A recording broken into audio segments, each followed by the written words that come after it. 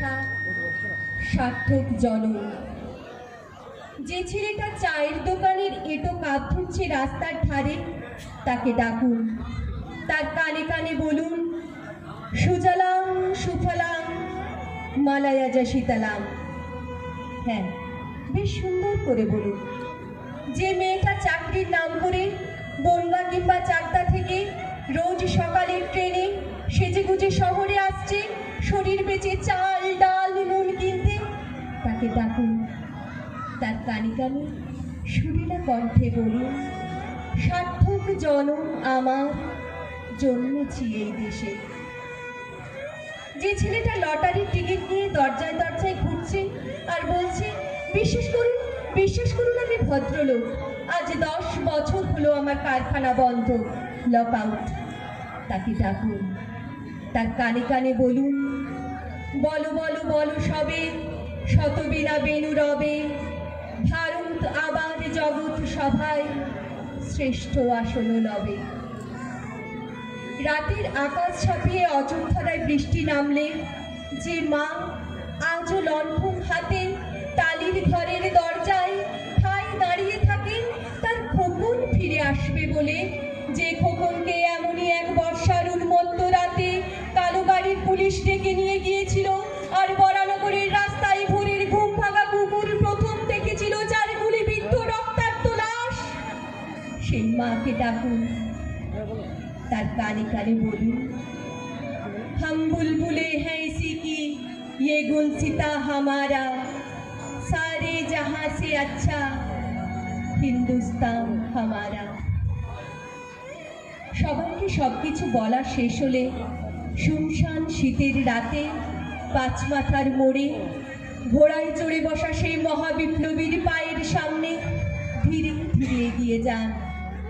ফাঁকা রাস্তায় রাতের বাতাসে কান পাতুন, শুনতে পাবেন সেই বিপ্লবী পুরুষের বজ্রকণ্ঠ, আমি তোমাদের কাছে রক্ত চেয়েছিলাম, তোমাদের কাছে রক্ত চেয়েছিলাম, তোমাদের স্বাধীনতা এনে দেব বলে। আমি পারিনি, কিন্তু আমি আমার সমস্ত জীবন উৎসর্গ করেছি। আর তোমরা তোমরা কবি অমিতাভ দাশগুপ্তের লেখা আমার নাম ভারতবর্ষ।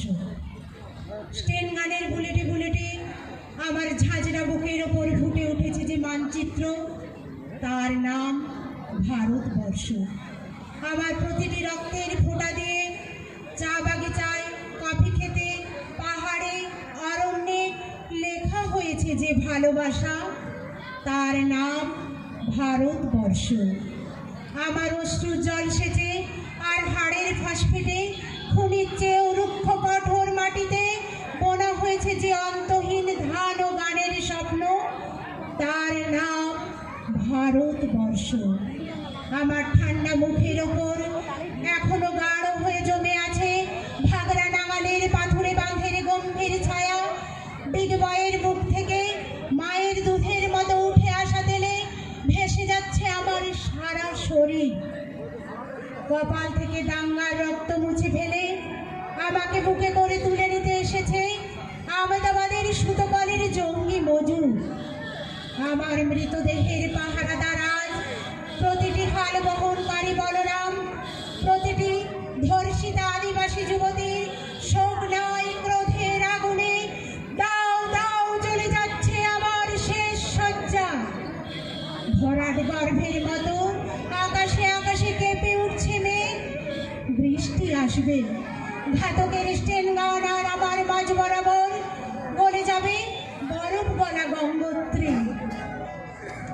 আর একটু পরে প্রতিটি মরা খাল, বিল, পুকুর কানায় কানায় ভরে উঠবে আমার মায়ের চোখের মতো। প্রতিটি পাথর ঢেকে যাবে উদ্ভিদের সবুজ চুম্বনে। ওড়িশার ছন্দে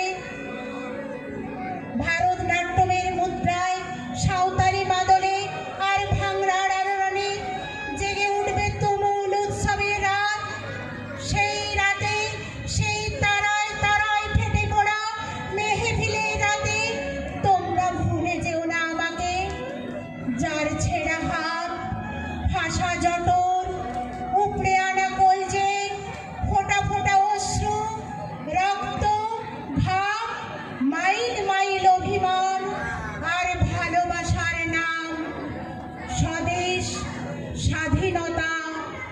ভারতবর্ষ। কবি দেবেশ ঠাকুরের ভারতবর্ষ। ভারতবর্ষ মানে কোনো আর্ট পেপারে আঁকা জল রঙের মানচিত্র নয়। ভারতবর্ষ মানে শুধু হর্ষবর্ধন কিংবা বাবরের বিজয় বার্তা নয়। ভারতবর্ষ মানে বিজয় সিংহের সিংহল জয়ের ফ্যাসিস্ট গৌরব গাথা নয়। ভারতবর্ষ মানে নেহেরুজির বংশানুবৃত্তি কিংবা জিন্না সাহেবের অলিখিত শ্বেতপত্র নয়। ভারতবর্ষ মানে এক ভালোবাসা, আমার, তোমার, শব্দের, সঙ্গীতের, জীবনের, আকাশের, মাটির।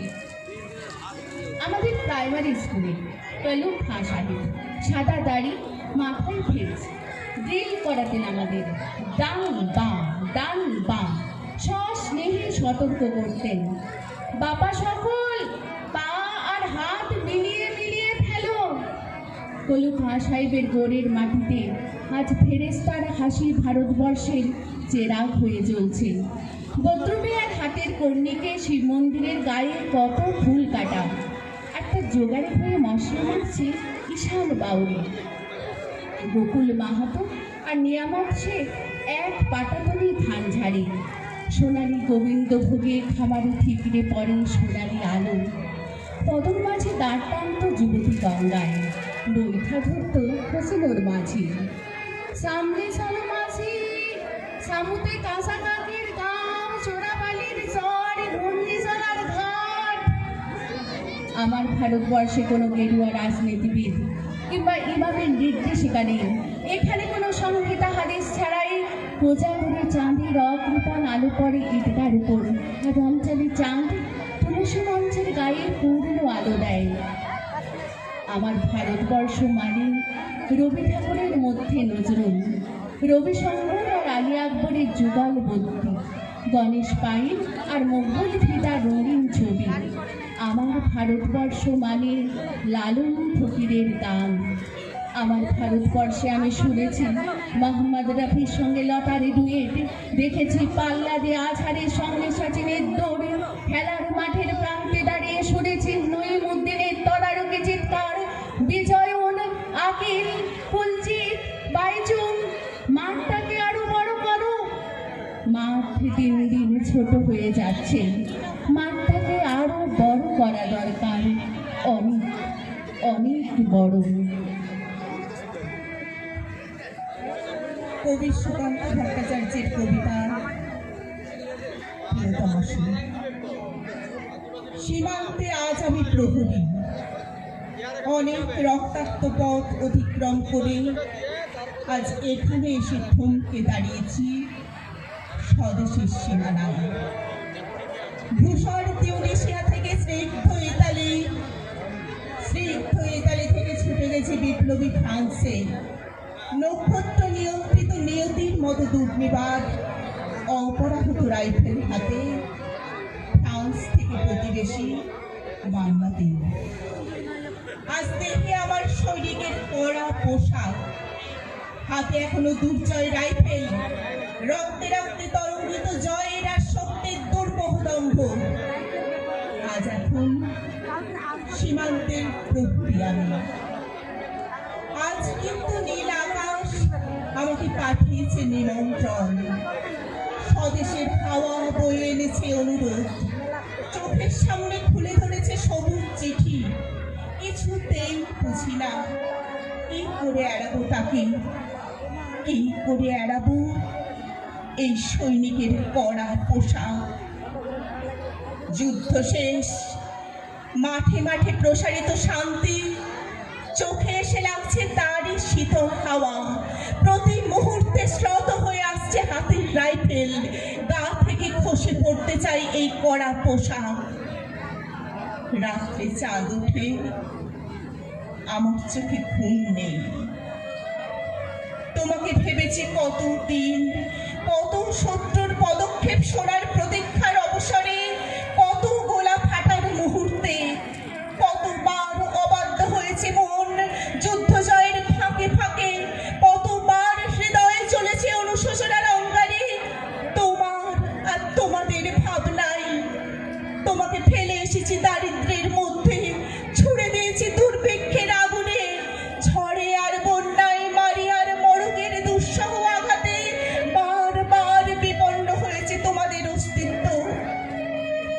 আর আমি ছুটে গেছি এক যুদ্ধক্ষেত্র থেকে আরেক যুদ্ধক্ষেত্রে। জানি না আজও আছো কি নেই। দুর্ভিক্ষে ফাঁকা আর বন্যায় তলিয়ে গেছে কিনা ভিটে জানি না, তাও তবু লিখছি তোমাকে আজ, লিখছি আত্মম্ভর আশায়। ঘরে ফেরার সময় এসে গেছে, জানি আমার জন্য কেউ প্রতীক্ষা করে নেই। মালায় আর পতাকায়, প্রদীপে আর মঙ্গল ঘটে। জানি সম্বর্ধনা রটবে না লোকমুখে, মিলিত খুশিতে মিলবে না বীরত্বের পুরস্কার। তবু একটি হৃদয় নেচে উঠবে আমার আবির্ভাবে, সে তোমার হৃদয়। যুদ্ধ চাই না আর, যুদ্ধ তো থেমে গেছে। পদার্পণ করতে চাই না মন ইন্দোনেশিয়ায়। আর সামনে নয়, এবার পেছন ফেরার পালা। পরের জন্য যুদ্ধ করেছি অনেক, এবার যুদ্ধ তোমার আর আমার জন্যে। প্রশ্ন করো যদি, এত যুদ্ধ করে পেলাম কি? উত্তরটা তিউনিসিয়ায় পেয়েছি জয়, ইতালিতে জনগণের বন্ধুত্ব, ফ্রান্সে পেয়েছি মুক্তির মন্ত্র, আর নিষ্কণ্টক বার্মায় পেলাম ঘরে ফেরার তাগাদা। আমি যেন সেই বাতিওয়ালা, যে সন্ধ্যায় রাজপথে পথে বাতি জ্বালিয়ে ফেরে, অথচ নিজের ঘরে নেই যার বাতি জ্বালার সামর্থ্য। নিজের ঘরে জমে থাকে দুঃসহ অন্ধকার। ধন্যবাদ।